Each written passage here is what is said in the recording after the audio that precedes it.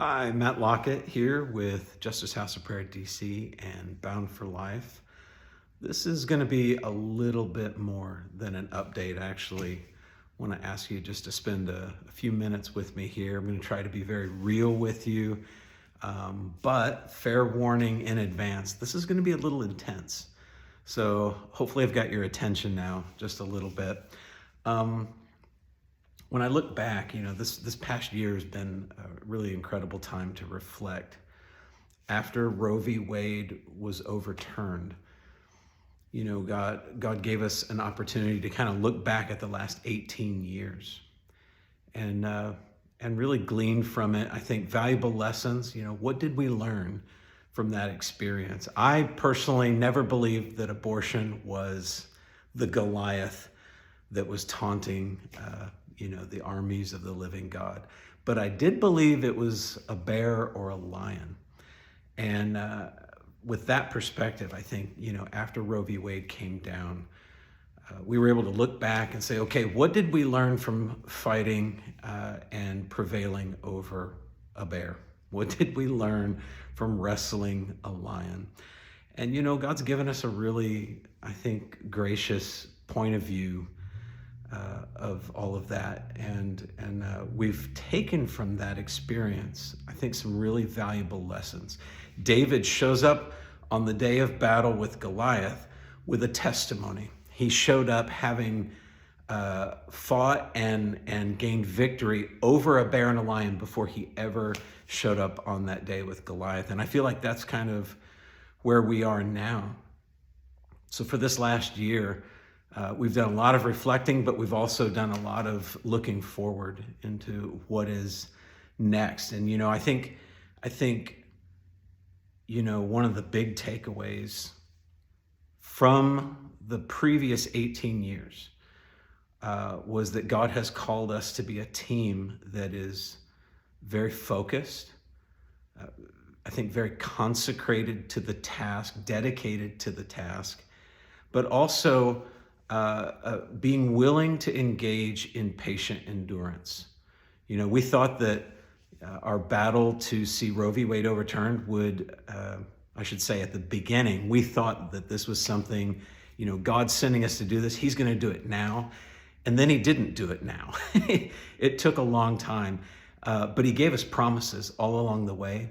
He gave us faith and grace to stand for a very long time.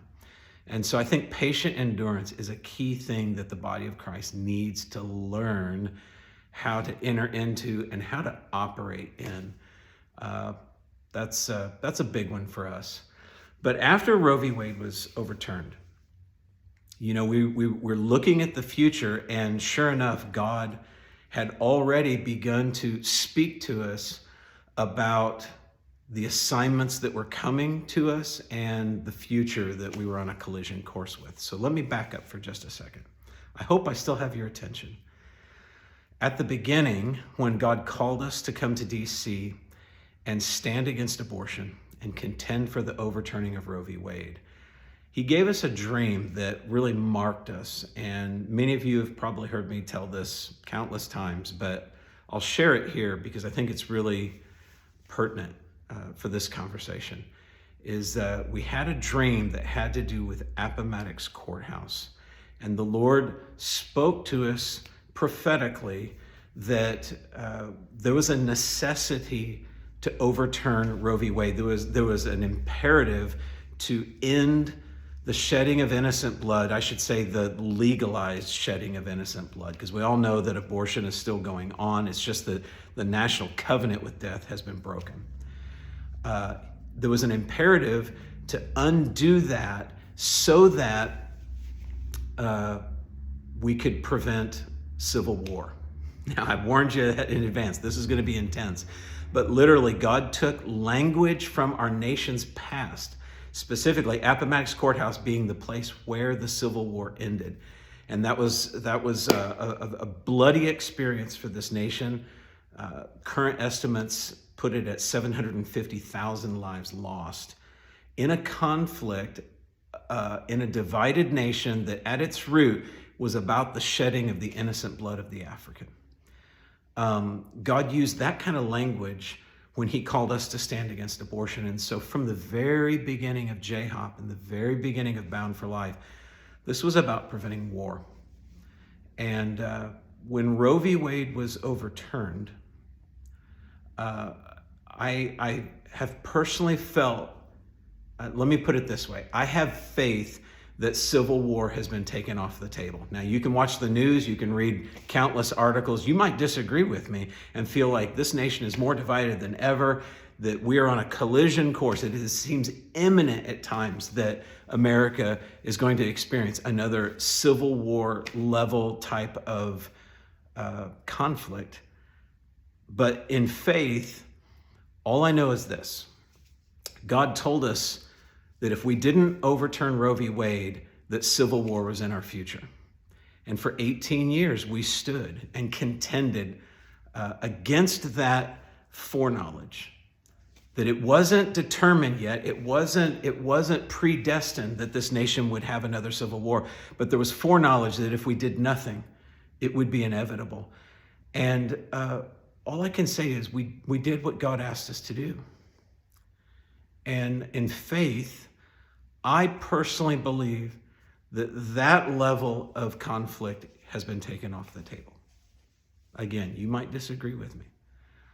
But now, with Roe v. Wade in our rearview mirror, God was already beginning to speak to us about another conflict, only this time not a domestic one, solely domestic. God again began to talk to us about war. Only this time it would involve multiple nations and potentially escalate to the level of the unthinkable. You can see that I even hesitate to say the words because I'm still wrestling with the reality that I think that we're facing right now. But I believe that war is coming. So here's what's been happening this last year. You might have been watching, maybe you look at us in social media, maybe you've seen some videos that I've done. And for the past year, maybe you've wondered, what is J-HOP doing? What is Bound for Life doing? Well, Bound for Life is very engaged in the pro-life movement at the state level. We're still resourcing and equipping young leaders to contend in states all around the nation. We just held a Justice Summit in June on the anniversary of Roe being overturned. So we're still fully engaged in the pro-life movement. But maybe you're wondering, what's J-HOP doing now? What have we been doing for the last year? And I'll be honest, if it seems like we've been a little dodgy with the details, that was intentional, because God has put some assignments before us that are now stretching beyond our own borders in America, and they're beginning to bring into focus nations that aren't necessarily friendly to the gospel, nations that public knowledge of the positions that we're taking could jeopardize future efforts that we hope to take in those nations. And so if you've been wondering why we haven't communicated that very clearly, that was intentional. Now, here's the challenge that we're facing right now, is that when you're really not specific with the details about what you're doing, it's very difficult to have people be envisioned to support what you're doing. That's one challenge. Number two, the pandemic has fundamentally changed Washington, D.C., where we are located. This is where we're based. This is where we make our home and where we make our prayers. But the pandemic changed everything. There was a study that came out last week where they found that of the 24 government agencies that occupy real estate on Capitol Hill, 17 of them are at 25% capacity. The other ones are at less than 50% capacity. What does that mean? That's actually really important for the church in Washington, D.C., because it indicates that people they haven't gone back to work. The culture of the city has changed to where now it is a telecommuting, work from home environment that really seems to know no end. Now, we've seen that have an effect on our prayer community here, where Before the pandemic, the community of praying people that were willing to gather at JHOP was pretty substantial. But since the pandemic, even after the city lifted all of its restrictions, the people really have not come back. We are nowhere near. I think we're running about 35% pre-pandemic levels. And so that's put a great burden on our staff and those in our core community that have really been carrying the mandate for this house of prayer on Capitol Hill. But it doesn't change the fact that the culture of the city is very different now. So there's some very big factors that have created a very interesting dynamic for us here at JHOP DC, where we now find ourselves in a very significant financial shortfall in order to continue. And this is kind of what we do best, is we keep going. Whenever I travel, whenever I talk with people, when they hear about what JHOP and Bound for Life have been doing in Washington, D.C., I always get encouraged, man, whatever you're doing, just keep going. We are now in a situation, not just a situation, but just sort of like an environment where things have changed and it's become very difficult to keep going in the way that we know that we need to. We've sort of trimmed everything that can be trimmed. We've adjusted everything that can be adjusted. We're very, very frugal because we're very, very small. And yet God is putting before us these grand prayer assignments that we know we have to be faithful to. We actually just ran a school in the spring, a 3-month school, where we did 3 months of intense training and teaching and equipping. And then we actually deployed to a foreign nation. This whole assignment that I was referring to, that we can't give a lot of details about, we actually deployed overseas for this reason. If everything we've learned about prayer and intercession only works in the United States, it's probably not the Bible. I have a very strong conviction about that. And so I actually had a desire to put this to the test. Do these principles of intercession that we have learned through these years, do they work in other places? And so this was really one of our grand experiments, with a strong hunch that this is God and that this is how this works. We wanted to put it to the test. I would encourage you, put your faith to the test and just don't lean on tradition, but actually discover what God is doing in your generation.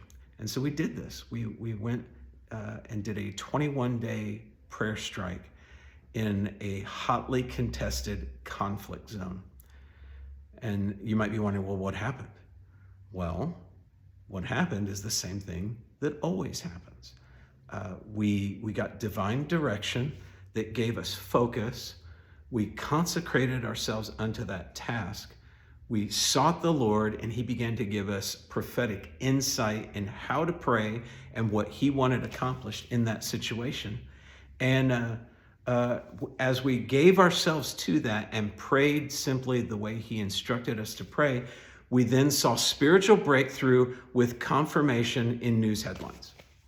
Now, that's kind of how we roll here at JHOP DC, and this is how the Lord has taught us through the years, is that there's not just to be these generic prayers that we lob up and just hope for something to happen, but he's given us divine and strategic insight about what needs to happen in the moments.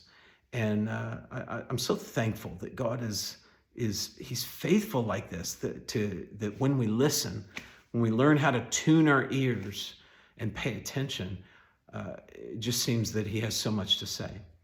And so we put it to the test, and I am now completely and absolutely convinced that this is how God is using us.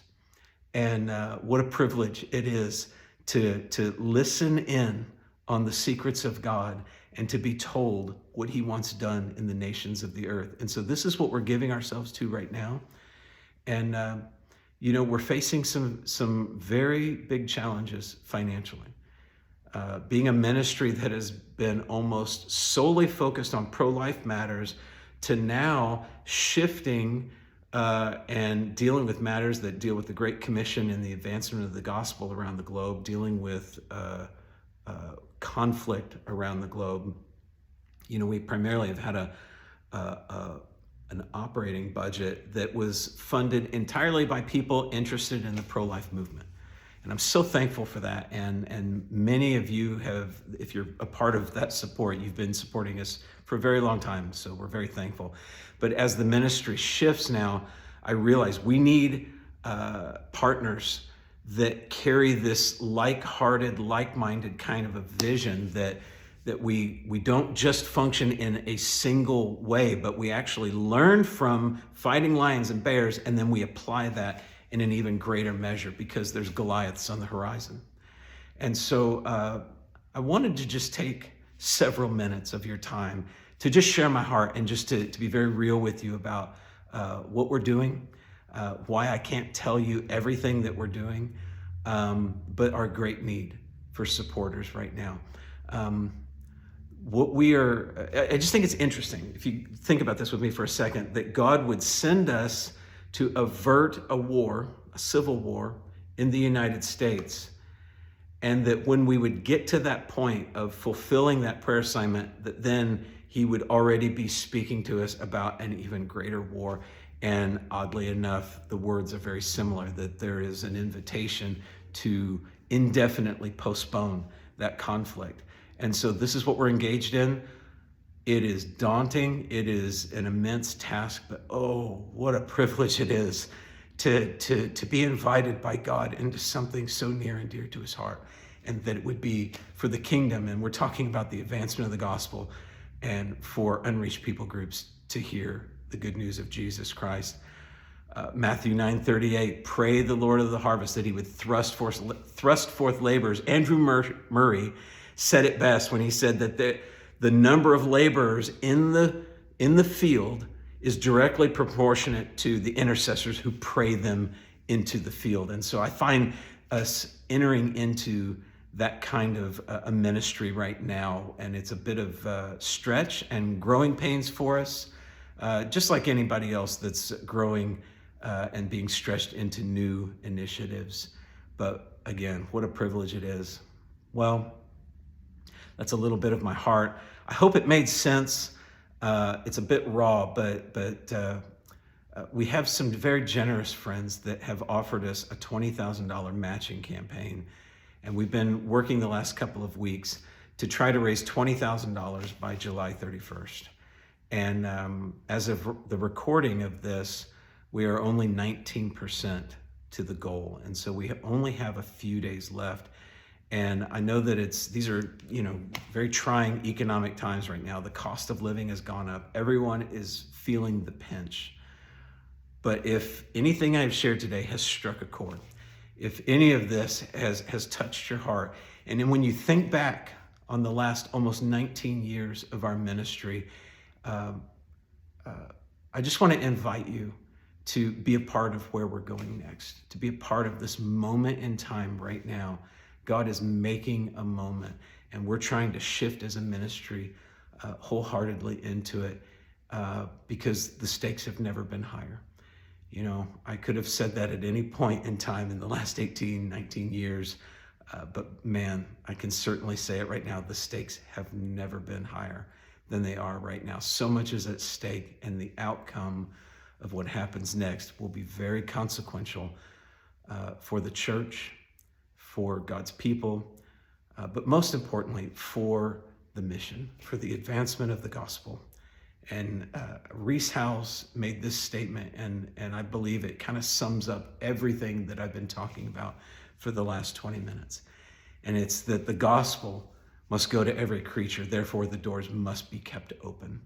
We are at a moment right now where dictators are rising, systems are being established that want to close those doors. But God is raising up intercession to keep those doors open, and that's what we're engaged in right now. So anyway, I hope that all made sense. It's where my heart and mind are right now, but please, if you could be a part of this matching campaign that we're going right now, we just have a few days. We need to raise $20,000 by July 31st, and I want to invite you to be a part of that right now. Thank you. Thanks for listening. Thanks for all that you're doing to support us in prayer and also financially as well. Thanks.